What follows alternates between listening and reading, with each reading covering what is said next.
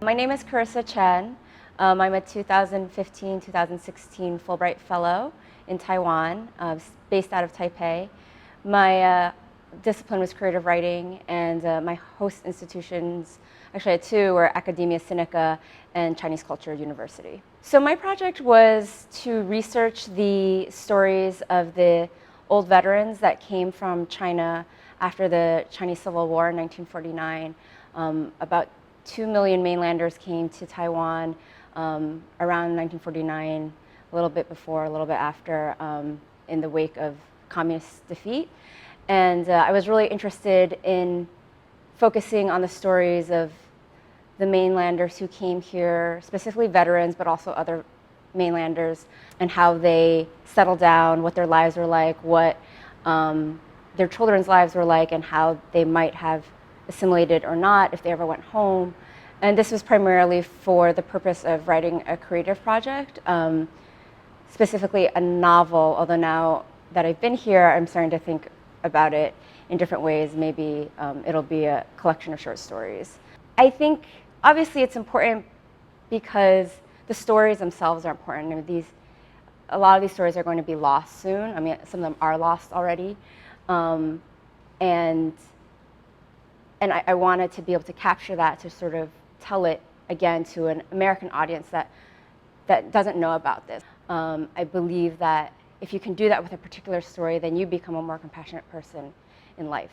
And so I hope that whatever I write moves people to become more thoughtful about people who are unlike themselves, who are in situations that are unlike themselves. I feel that way even in Taiwan, that there's a lot of misunderstanding between different groups of people here. And everyone, I think a very natural response is to be stuck in your own point of view. But I think what art does is it asks questions that allows people to think, oh, maybe I can think of something from a different point of view. Maybe there's something I didn't think about before. So I think that's really important, just as a goal in life.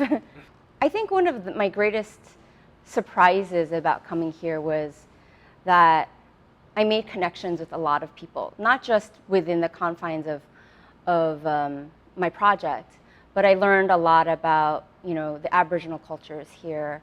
I had language exchange partners here, and I learned so much by talking to people, by just learning about the history here, by learning about the concerns about different people here. I built relationships that I think I will hold on to when I leave.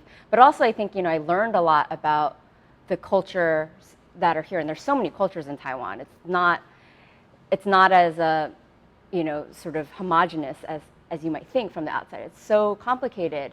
And I'm going to bring that back with me. It's very diverse, and the food is good, and you can have city and outdoors, and there's so many places to visit in such a small island. And also, the politics are very complicated here, and for a very small island. I feel like I learned a lot on an intellectual level about understanding the world at large just by learning about Taiwan. I think that Taiwan is sort of like a microcosm of the rest of the world. Like, this tiny island, has so many complicated parts and moving parts to it. I'd only heard stories about these old veterans, piecemeal. Sometimes my mom would forward me stories written in Chinese, and I would sit there for a really long time translating everything, and I was like, oh God. And there's no resources in America, really. So I was like, if I want to learn more of these stories, I have to come to Taiwan. There's just no other way. And then I got here and I was like, wow, everybody has a story. It's so common here. Meanwhile in America, I was searching in the far corners of the internet, and here it's so common. So that, obviously it was the practical thing. I woke up every day of this Fulbright thinking, I'm so lucky, I'm living a dream come true. And I really